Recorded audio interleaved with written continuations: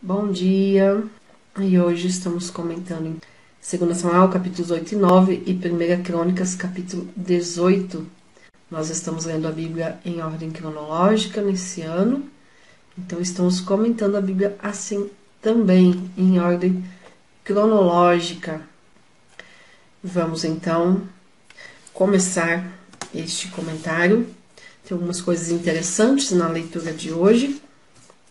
Vamos lá para 2 Samuel, capítulo 8. 2 Samuel 8 e 1 Crônicas 18 nos falam sobre as vitórias de Davi, diversas vitórias de Davi.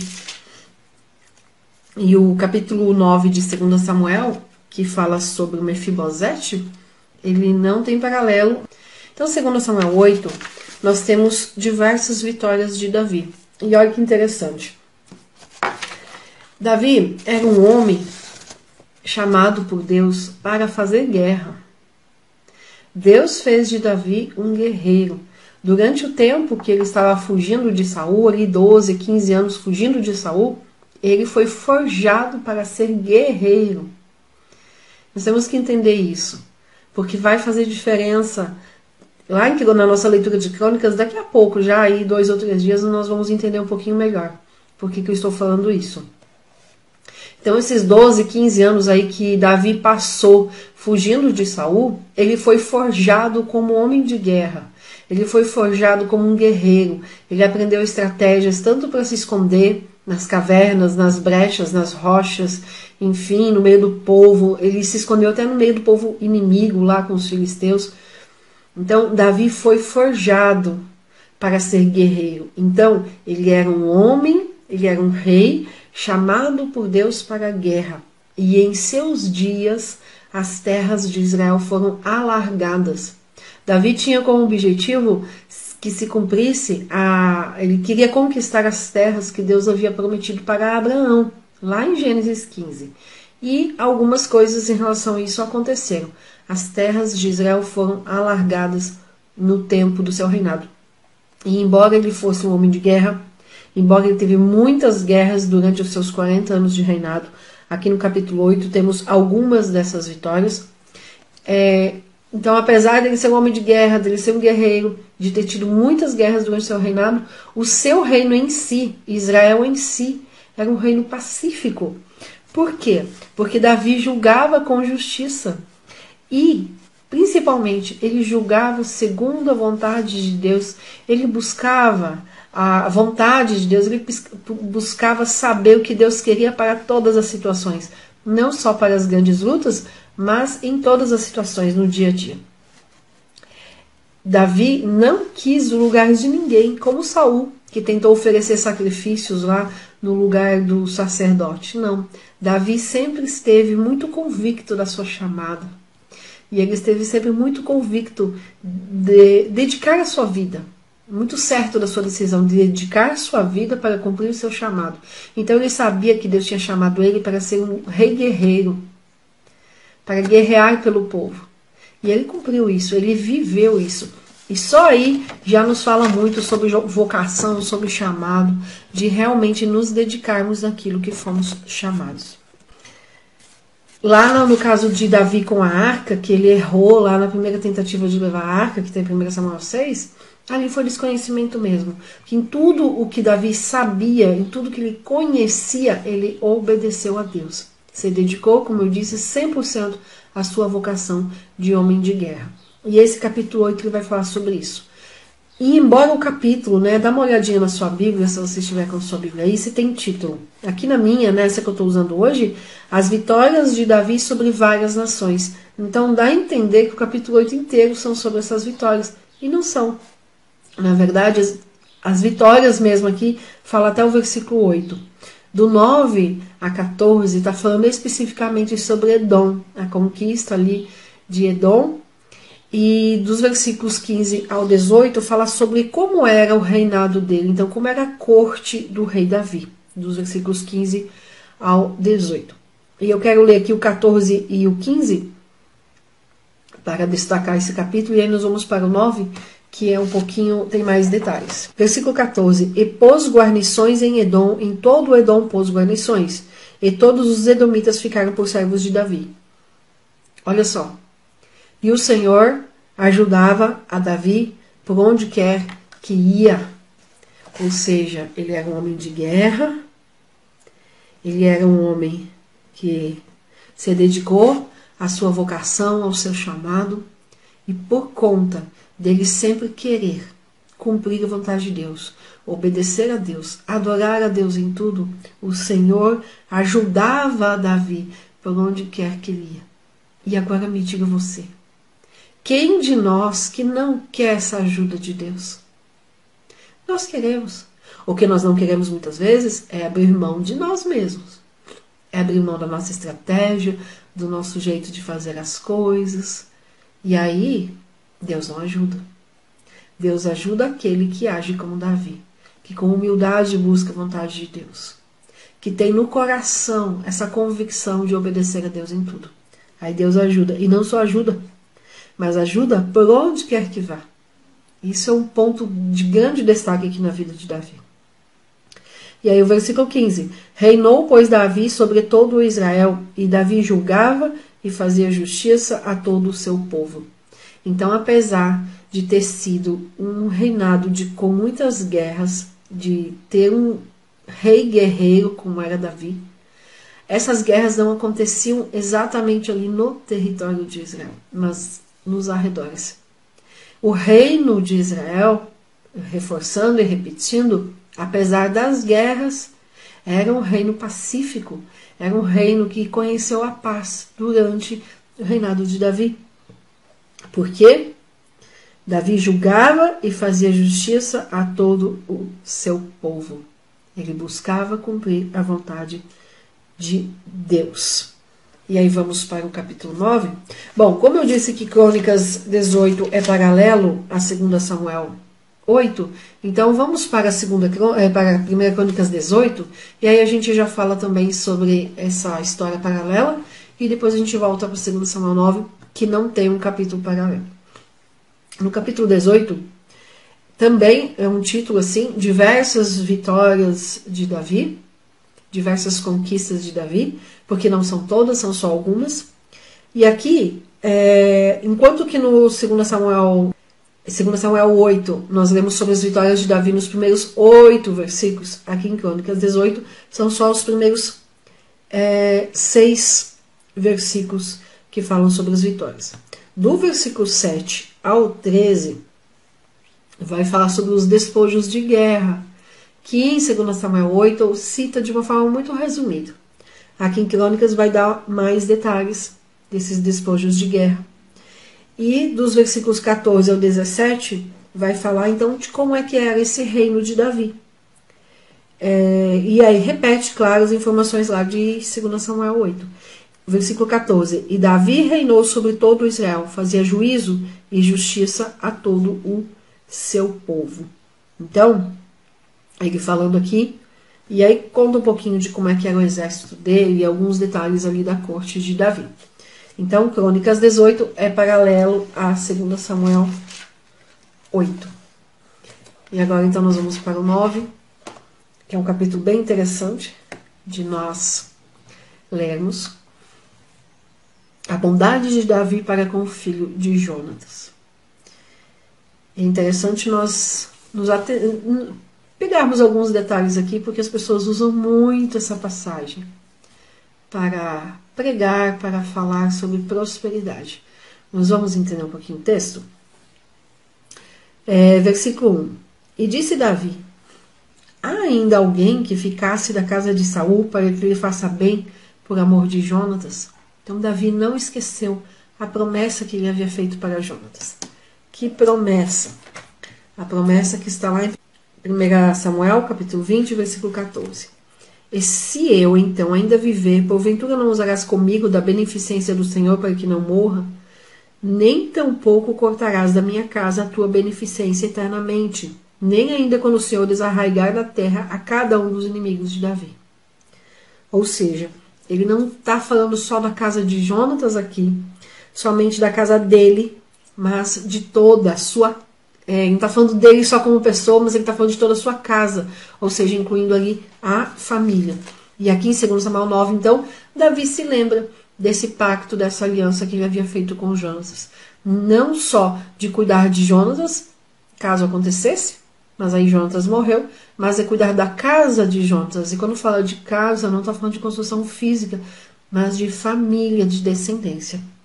E aí Davi pergunta aqui, há ainda alguém? E havia um servo na casa de Saul, cujo nome era Ziba. E aí esse Ziba falou, não, tem sim. Tem Mefibosete. Onde está? Então, há ainda o filho de Jonatas aleijado de ambos os pés. Versículo 3. E disse-lhe o rei, onde está? Eis que está em casa de Maquir, em Lodebar. O que significa esse Lodebar? Que muita gente usa para falar sobre prosperidade e outras coisas. Lodebar, em hebraico, significa lugar de esquecimento. Significa um lugar sem pasto. O que é sem pasto? É sem comida, é um lugar pobre, é um lugar sem recursos, é um lugar esquecido. Se é um lugar que não tem recursos, que não tem pasto para os animais, se é um lugar esquecido, é um lugar então onde tem muito silêncio, onde tem dor, onde tem sofrimento. Já que não tem comida, já que é um lugar esquecido, então tem solidão, tem silêncio, tem dor e tem sofrimento. E Mefibosete estava lá. Desde quando que ele estava lá? 2 Samuel 4:4 vai citar. Olha o que fala aqui. E Jonatas, filho de Saul, tinha um filho aleijado de ambos os pés. E era da idade de 5 anos, quando as novas de Saul e Jonatas vieram de Jezreel, e sua ama o tomou e fugiu. E sucedeu que, apressando-se ela a fugir, ele caiu e ficou coxo. Então o que acontece? Lá no finalzinho de 1 Samuel, quando Saul e Jonatas morrem, vieram as novas, né? As novas significam as notícias. E essas notícias chegaram na casa de Saul e falaram, olha, Saul morreu e morreu também ali os seus filhos, inclusive Jonatas. E o que era costume, e ainda é hoje quando tem as guerras? O povo que ganha vai até onde está o que perdeu e mata todo mundo que encontra ali da descendência. Então, a ama, né, o babá, algumas bíblias falam isso, a mulher que cuidava desse menino Mefibosete, pensou assim, opa, vão vir aqui e vão matar a família de Saul que ficou. Vão matar esse menino, deixa eu pegar ele e fugir. Esconder. Só que nessa fuga, ele acabou caindo e machucando os pés e ficou aleijado, a palavra que a Bíblia traz, ficou coxo. Ficou ali com uma deficiência nos 2 pés. Ele tinha aqui 5 anos. 5 anos quando isso aconteceu. E aí ele ficou lá escondido em Lodebar. Vamos voltar aqui para Samuel 9. Quantos anos que ele ficou lá escondido? Então, a Bíblia não fala diretamente, mas a gente vai fazendo ali a contagem de acordo com o passar do tempo. Davi ficou 7 anos e meio sendo rei em Hebrom. Nisso, um outro filho de Saul ficou 2 anos e pouco sendo rei do restante das tribos, aí das outras 10 tribos de Israel. Então, esses 7 anos e meio, somado aos 5 anos que o menino tinha, 12 anos e meio, ok? Aqui, em 2 Samuel 9, já tinha se passado aí 10, 12 anos de reinado de Davi sobre toda Israel. Então, o menino tinha, aqui já era um homem feito, entre 25 e 30 anos, tá? Somando os 12 anos e meio, né? 5 anos de idade, com 7 anos e meio de Davi como rei em Hebrom, e aí depois mais esse tempo aqui que passou do reinado de Davi sobre as 10 tribos. Então, ele tinha aí cerca de 23, 25, muito, talvez 30, mas é mais para 25 do que para 30, só por curiosidade. Agora, vamos imaginar a situação de Mefibosete? Ele havia sido criado para ser príncipe. Com 5 anos, aqui você já tem noção do que ela é, de onde ela mora, e havia sido criado para ser príncipe. Afinal, o pai dele, Saul, o pai dele, Jonatas, né? Não Saul, o pai dele, Jonatas, era filho do rei. Então, ele era ali tratado como príncipe. Essa ama, essa mulher que levou ele ali, continuou tratando ele assim, porque o escondeu. O escondeu para quê? Para que o príncipe da família de Saul não morresse. Então, ela teve esse cuidado. Agora imagina, esse menino que cresceu ali, teve a sua adolescência, teve o início da sua vida adulta, morando escondido, num lugar, como eu disse, em Lodebar, um lugar de esquecimento, um lugar sem pasto, sem condições, de sofrimento, de dor, e nessa situação, sabendo que tinha, entre aspas, sangue real, mas que precisava ficar escondido porque alguém poderia querer matá-lo. E aí quando Davi chama e fala, né, eu quero, tem alguém da família de Jonas para eu fazer o bem? Tem fulano, então tragam ele aqui. E aí ele mandou buscar, né? Então mandou o rei Davi e o tomou. Versículo 5. E o 6. E vindo Mefibosete, filho de Jonatas, filho de Saul, a Davi, se prostrou com o rosto por terra, e se inclinou e disse Davi, Mefibosete. E ele respondeu, eis aqui teu servo. E disse-lhe Davi, não temas, porque de certo usarei contigo de beneficência por amor de Jonatas. E olha o que Mefibosete responde, versículo 8. Quem é teu servo para tu teres olhado para um cão morto como eu? Porque era como ele se sentia, um cão morto. Deficiente dos 2 pés. O pai havia sido morto juntamente com o avô, que era o rei. Tinha um outro rei ali, que era Davi. Uma outra situação. Ele cresceu ali sendo escondido para não perder a própria vida. Ele teve uma adolescência escondida num lugar difícil que era Lodebar. Teve o início da sua vida adulta também ali numa situação difícil. Então, quando que o rei chama, ele vem com medo. Porque era costume, na época, os reis matarem as famílias dos seus antecessores ou daqueles que eles tinham tomado o reino ali. Então, na cabeça de Mefibosete, ele poderia ser morto por Davi, porque era cultural isso. Principalmente ali naquela região, com muitos povos diferentes, com muitos pagãos, com toda uma cultura nesse sentido. E aí Davi fala, não. A partir de agora, você não está mais em Lodebar. Você não está mais no esquecimento. Eu lembrei de ti. Eu lembrei da aliança que eu fiz com teu pai. E agora eu vou cuidar de você. E aí, Davi fala o quê, né? A partir de agora você vai comer aqui, você vai ficar aqui no palácio do rei. Ziba falou para o servo ali, que era o servo de Saul ainda, pega tudo que era de Saul, as terras de Saul, e passa para Mefibosete e cuida delas. Ele não tem como cuidar, cuida você. Você era o servo de Saul, agora você vai ser de Mefibosete. Cuida. E aí passa a cuidar. E o versículo 11, porém Mefibosete comerá a minha mesa como um dos filhos do rei. Então, Mefibosete é restituído da sua posição de morar na casa do rei, de comer a mesa do rei, de ser tratado como um dos filhos do rei. Porque é o que Davi fala, porém Mefibosete comerá a minha mesa como um dos filhos do rei. E aí, presta atenção.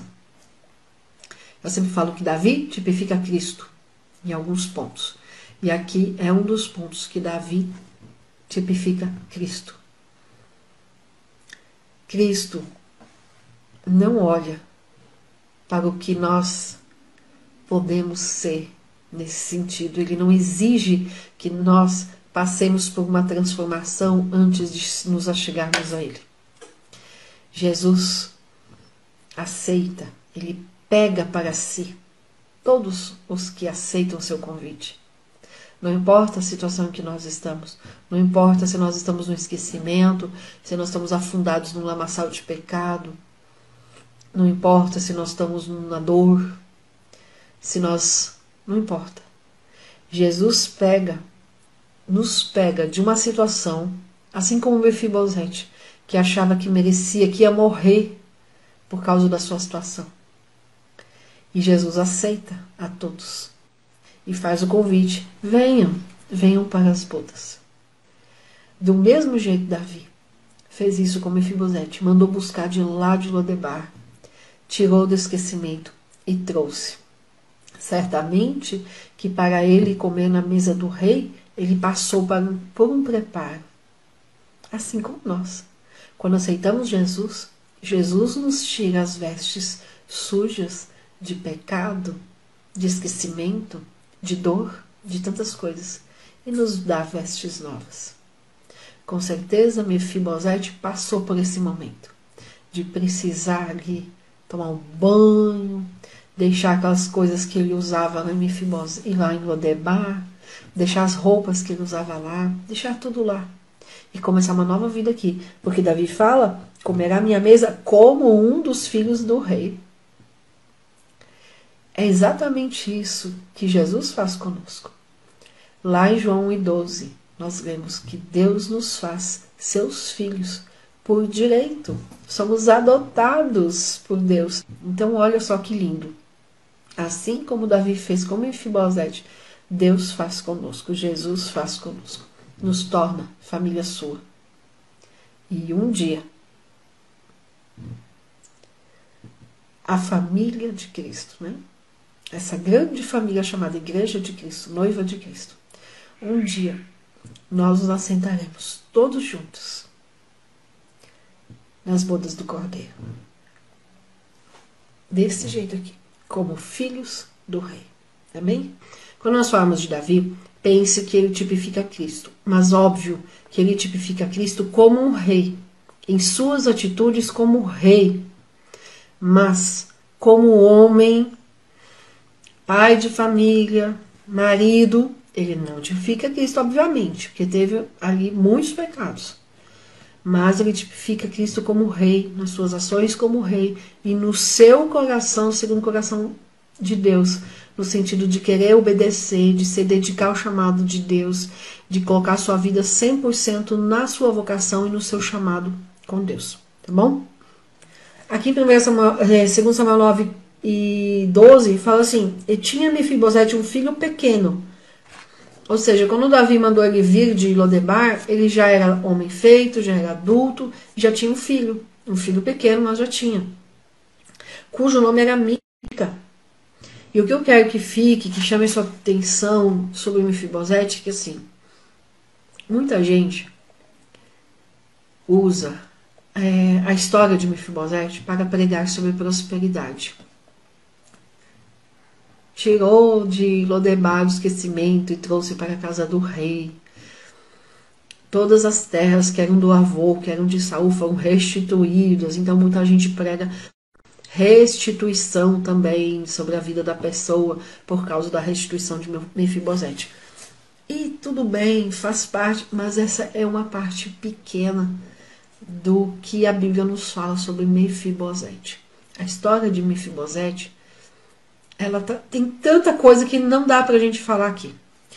Mas ela nos fala de humildade, de um menino que foi criado para ser príncipe e precisa viver escondido, no esquecimento, na dor, sofrendo, mas que mesmo assim ele não se afundou no sofrimento, ele deu continuidade à sua vida, porque quando ele aparece aqui ele já tem filho, ou seja, ele tinha constituído uma família, ele não ficou com a vida dele parado, apesar de estar vivendo ali no esquecimento, num lugar sem paz, num lugar sem nada, ele não parou a vida dele, não parou a vida dele por conta de ter saído fugido do palácio do rei.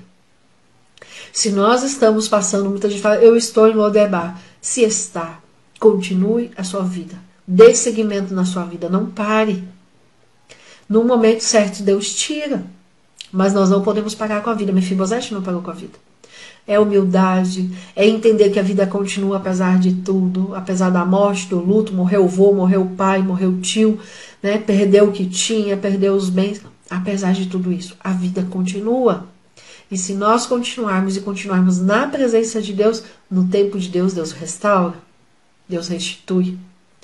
Mas, apesar desta ser a mensagem, né, de prosperidade, restituição, que a maioria das pessoas fala, Mefibosete, a história de Mefibosete, vai nos falar de humildade, vai nos falar de continuar a vida, apesar de tudo, mas vai nos falar também de caráter, de dar a palavra e cumprir com essa palavra.